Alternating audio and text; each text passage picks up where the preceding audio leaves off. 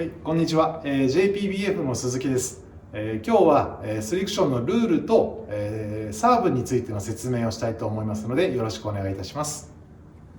それでは今日の生徒さんをご紹介いたします。前回に続きまして小島さんです。よろしくお願いします。はい、前回に続いてお願いします。今日スリクションのルールと、サーブをやっていこうと思います。はい、よろしくお願いします。お願いします。はい、ルールについて説明したいと思います。スリクション赤、白、黄色3つのボールを使いまして、例えばポケットって白を2人とか3人とか1つのボールをみんなでつくんですけど、スリクションは白をつく人、黄色をつく人に分かれます。赤をつく人はいません。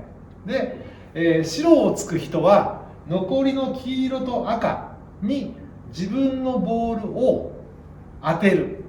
で当てるといってもこの当てるではなくて周りのクッションを3回以上使う。で説明するより見た方が早いですね。黄色に当てて壁を1、2、3で赤に当たれば成功です。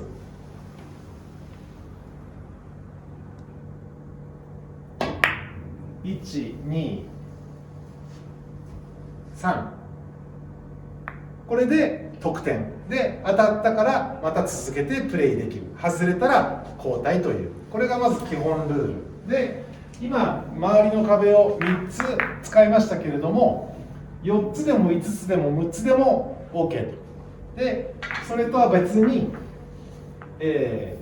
先に1、2、3で2つに当てる、これも OK です。1、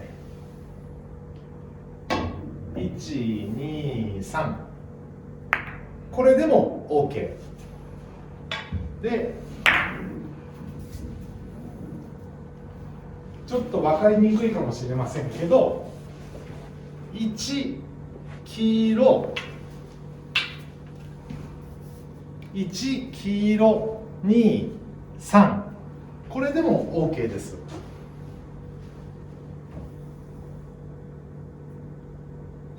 1黄色2、3これでもいいですし、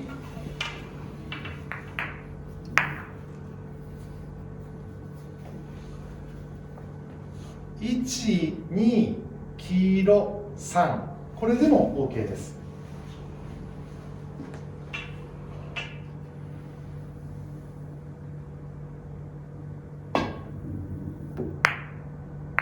はい、これでも OK で、ファウルについては例えば、ポケットですと空振りとかがファウルになりますけど、スリクッション空振りファウルになりません。ただ得点にならないだけで、ファウルをしても相手に有利になるようなペナルティはありません。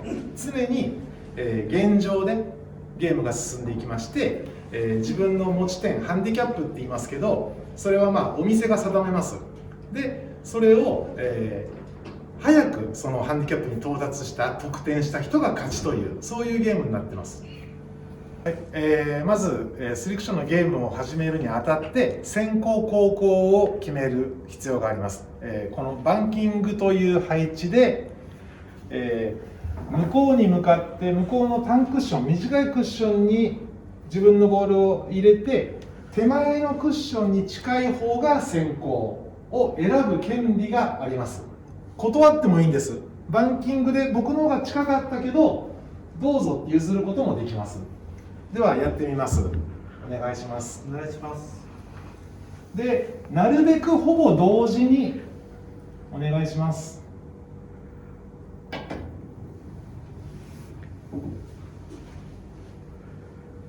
はい、これでですね、こちらのクッションに近い方が先行後攻を選ぶことができる。すごいですね。はい、先行でいきますか。はい。では小島さんが先行ということで、決まった配置がございます。これがサーブの形です。点が書いてありますから分かるようになってます。で、小島さんは先行なので白をつきます。僕は、後攻なので黄色で、サーブは右からでもこの形でもこの形でも選ぶことができます。一般的にはこの形です。どうぞ小島さん。まず赤に当てて1、2、3で黄色に当てる。これがサーブのセオリーです。まあ、優しくないですけどね。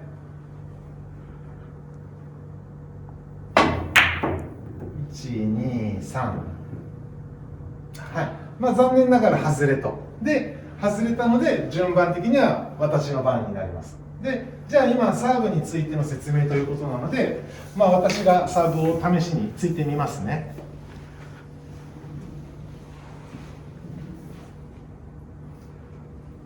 赤のこちら側に自分のボールの右をちょっついて、1、2、3。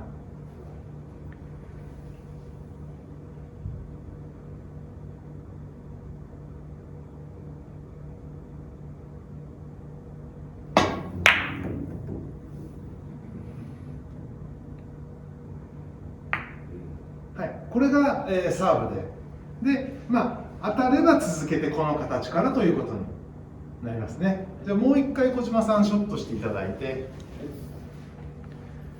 当たればねもちろんいいんですけど、もし外れてしまった場合何かこう直すべき点があるのかっていうのを見ていこうと思いますね。はい、あとはねセレクションも結構ひねることが多いんでチョークをいつもつけていただいた方がいいかな。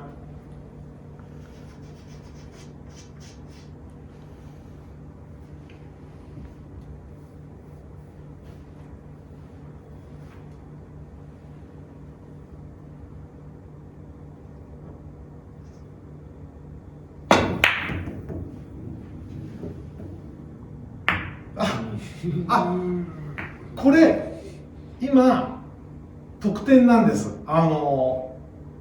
ちょっとねアクシデントがあったんですけど、結果当たったんでセレクションルール上これもちろん得点として認められますんで、小島さんの番が続行ということになりますけど、もう一回やってみましょうかね。はい、もう少しもしかしたらねソフトについた方がいいかもしれない。はい、元気があってよかったんですけど、もうちょっと軽く。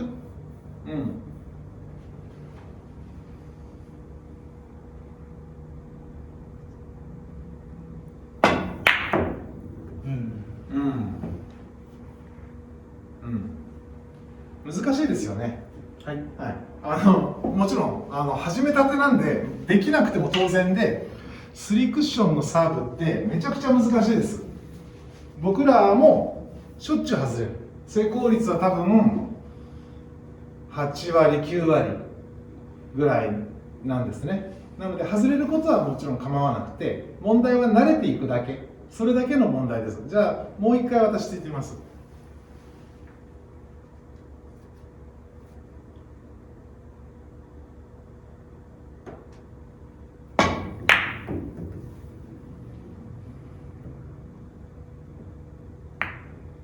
こういう感じです。まあ多分ソフトについてる感じに見えると思うんで、はい、これでもしね成功しなくっても、まああとは練習っていうことで、はいどうぞチョークをつけて。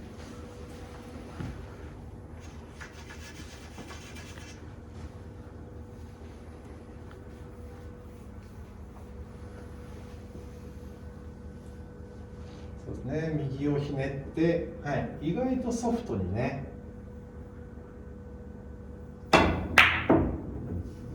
はい、惜しい。練習ですね。難しいです。はい、難しいので、はい、練習すればいいだけの話ですね。で、セレクションの場合、当たったりした時には1つ2つと数えるし、当たらなかった時にはなしというふうに対戦相手がレフリーの役割をしますので、もし小島さんがショットして外れたら私はなしって言わなきゃいけないし、当たれば1つって言わなきゃいけないです。それは結構こう大切なことなので、癖づけていった方がいいかなと思いますね。はい、この初球の厚みとひねり加減を伺いたいんですよ。はい、厚みはだいたい半分かそれより少し厚いくらいで、ひねりもまあ少しですね。で、もちろんこの人によってですね、なんかひねりの出具合も違うんで、自分で実際にショットしてうまくいったひねりを覚えておくっていうのがまあ正解。厚みに関しては2分の1近辺ですね。はい。同点でいうと右上ですね。右上ですね。これ右に回る球なので、こう時計回りの右回りの球だから右をひねります。もしこちらからサーブをつく場合には当然左をひねっていくことになります。じゃあその理想的なサーブっていうのはどうしたらいいですか？ただ当てるだけじゃなくて、本当にこれが一番いい残り方みたいなのはありますか？ありますね。はい。成功率が低いので、もちろん当てることがメインなんですけど、まあ理想形というのはあって僕らもそれを目指して練習してます。できるかどうかっていうとまあ微妙ですけど、失敗です。これは当たったけど理想形ではないです。もう1回だけチャンスをいただけますかね。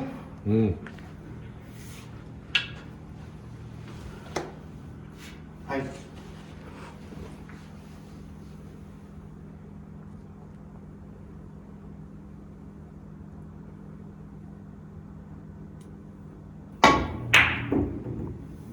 これはまあまあですよ。ちょっと、まあ、理想形というのは赤がテーブルのこの広い真ん中のスペースに置いてあることっていうのがまず一つ、理想形の条件になります。だからこれはまあまあというところですかね。理想というのは黄色ここにあるんですけど、こちらから当たってこうなる。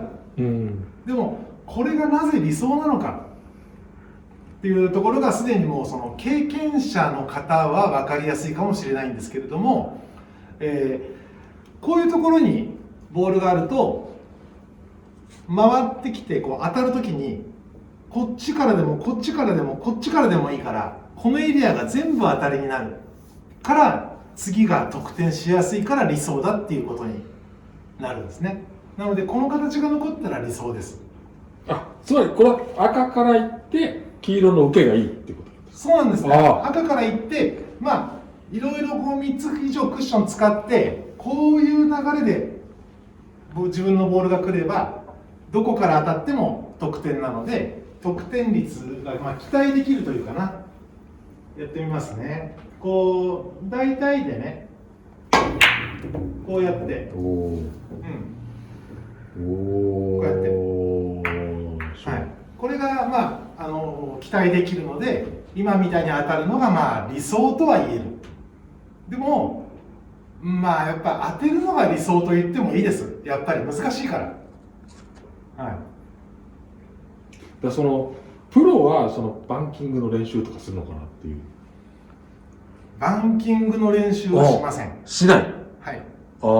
バンキングは練習っていうよりもコツをつかむかどうかだけなんですね。ではバンキングのコツあるんですか？バンキングのコツあります。はい、あります。これはでも台によって全然違うと思うんだけど。そうですよね。台によって違うんですけど、それでもコツがありまして、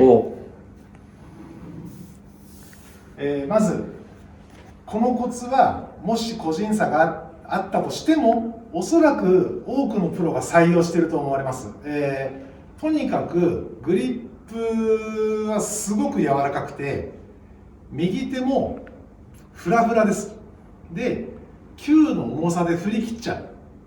そのバンキングを弱い加減するってことはなくてただただ球の重さでインパクトしない感じで流していく感じ。球の重さで、これ再現性が高いです。もう一回やってみますか。同じことをやりやすい。